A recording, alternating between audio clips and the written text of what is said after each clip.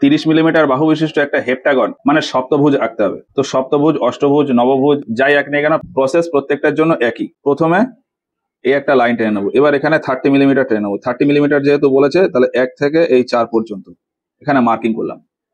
এবার এর সাথে পারপেন্ডিকুলার একটা লাইন হবে, তার জন্য এখান থেকে একটুখানি নিচে টেনে এই পয়েন্ট থেকে একটা পারপেন্ডিকুলার লাইন টানবো।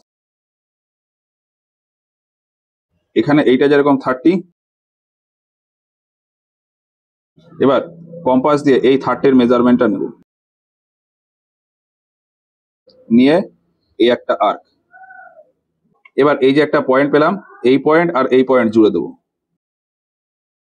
এবার এই পয়েন্টগুলো একটা নাম দেবো, এটা দিলাম এ, বি আর সি। এবার এই বিসি কে আমি বাইসেক্ট করবো, মানে বিসি কে সমান 2 ভাগে ভাগ করবো। তার জন্য কি যে কোনো একটা লেন্থ নিয়ে, কম্পাসে যে কোনো লেন্থ নিয়ে, যেটা নেওয়া আছে সেটা নিয়েই আমি করি। তাহলে এখানে এই আর্ক তো থাকলো, নিচে একটা আর্ক টানলাম।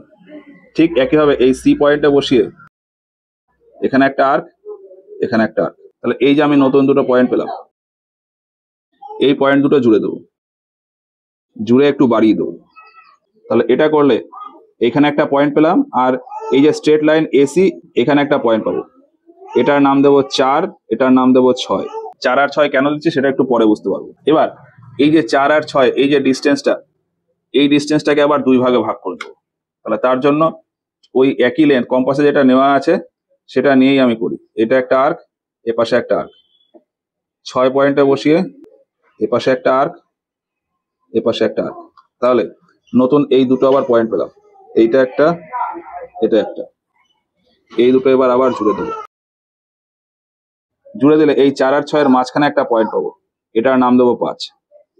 এবার এই ফিগারে যদি দেখি, 4, 5-এর এই ডিস্টেন্স, 5, 6-এর এই ডিস্টেন্স সেম। কম্পাস দিয়ে আমি এই মাপটা নিয়ে নেব। এই মাপটা কাটা কম্পাস দিয়ে নিলে ভালো হয়। আমার কাছে যেহেতু কাটা কম্পাস নেই, আমি এই কম্পাস দিয়েই নিচ্ছি। এইটুকু মাপ নিয়ে এর পর থেকে পরপর আমি বসাবো, এরকম বসাতে হবে। যতগুলো লাগবে ততগুলো বসাবো। তো 4, 5, 6 সেই হিসাবে এরপরে এই পয়েন্টগুলোর আমি আলাদা আলাদা নাম দিয়ে দেবো। 6-এর পরে এখানে 7, 9, 10, 11, 12। এবার আমাদের যেহেতু হেপ্টাগন আঁকতে বলেছে, আমি 7 পয়েন্টটাকে নেব।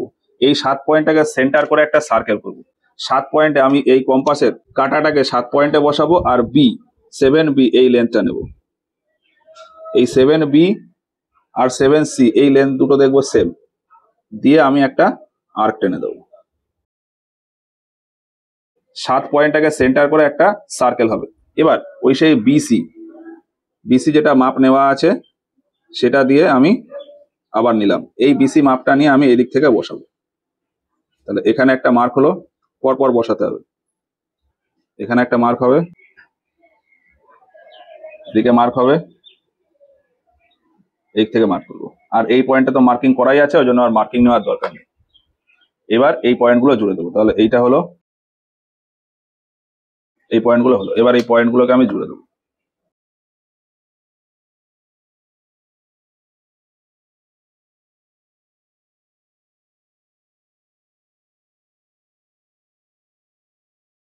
তাহলে এইটা আমার একটা হেপ্টাগন তৈরি হলো।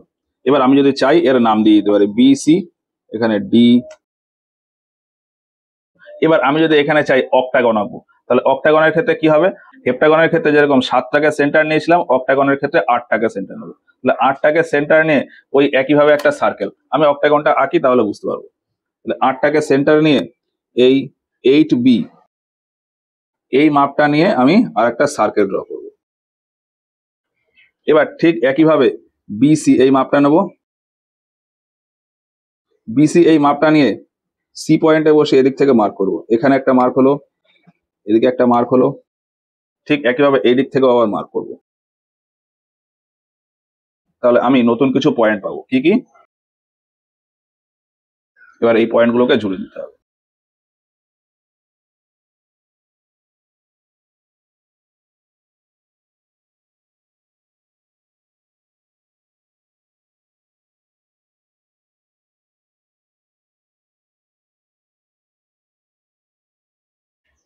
এবার এর যদি আমি নাম দিয়ে দিই আই জে, তো BCIJKLMNB এইটা হচ্ছে আমার একটা অক্টাগন। আর ভেতরের এটা যদি করি B C D E F G H B, এইটা হচ্ছে আমার একটা হেপ্টাগন। তো হেপ্টাগন হলো, অক্টাগন হলো। এবার যদি আমি নোনাগন করি তাহলে 9 নম্বর পয়েন্ট থেকে সেই আবার সার্কেল টেনে সেই একই রকম। যদি আমি পেন্টাগন করি তাহলে 5 নম্বর পয়েন্টকে সেন্টার করে আবার একটা সার্কেল করে সেই একই রকম, একই ব্যাপার। এবার আমি এর একটা ডাইমেনশন দিয়ে দেবো।